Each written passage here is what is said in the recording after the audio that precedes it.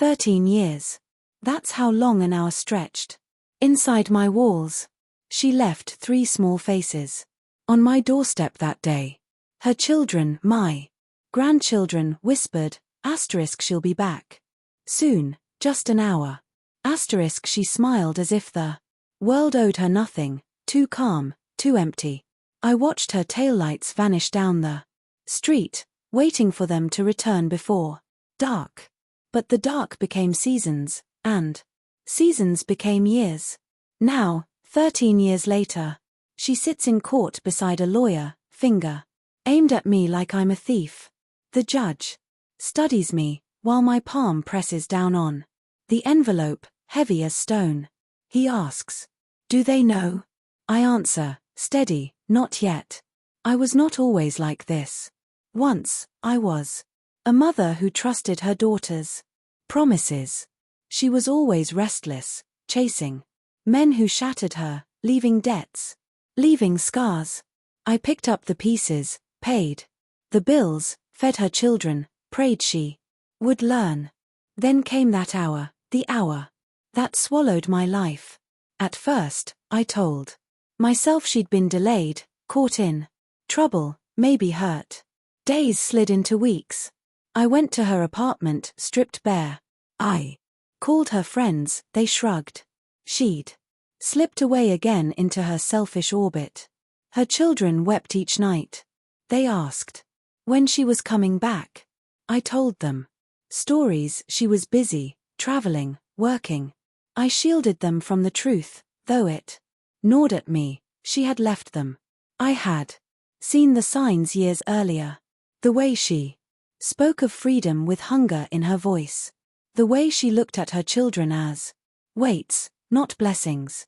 Once she even asked, half joking, wouldn't life be easier without them?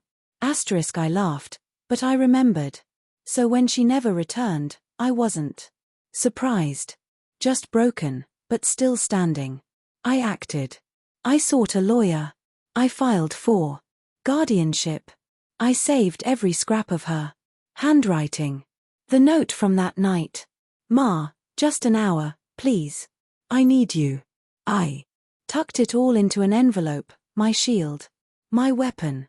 And I raised the children as mine. School mornings. Fever nights. First loves. Graduation robes. They cried and they grew, and through it all I waited. Because I knew one day she'd return, not out of love but out of hunger for control. 13 years later, the bell rang. She arrived. Dressed in lies, lawyer at her side. She spoke like a stranger, rehearsed and cold. "You stole my children. You kept them from me. I want them back." Her lawyer nodded. Like scripture. But I had not lived in shadows. I lived in daylight. I said nothing, only held the envelope tighter. The courtroom smelled of paper and dust. The children, nearly grown, sat apart. They looked at her with a stranger's eyes. Blood without bond. She wept on cue, told the judge I twisted them, poisoned them. Then it was my turn. I did not shout. I did not cry.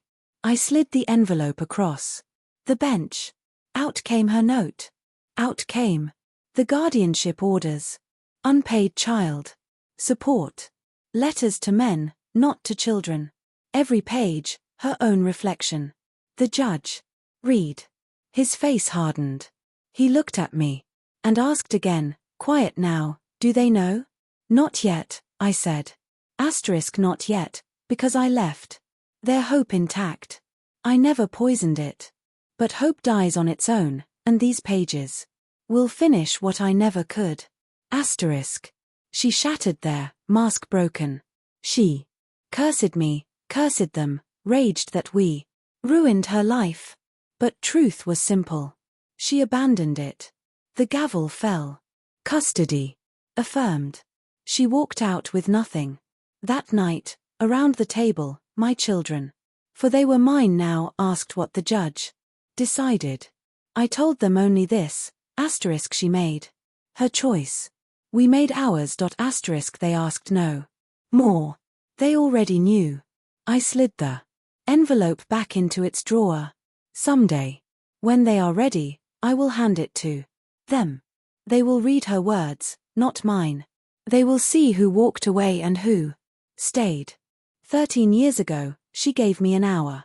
I turned it into a lifetime. And when she came to take it back, I gave her nothing. Because vengeance does not always shout. Sometimes it waits. Sometimes it rests in a quiet drawer, sealed in one envelope, until the day it is finally opened.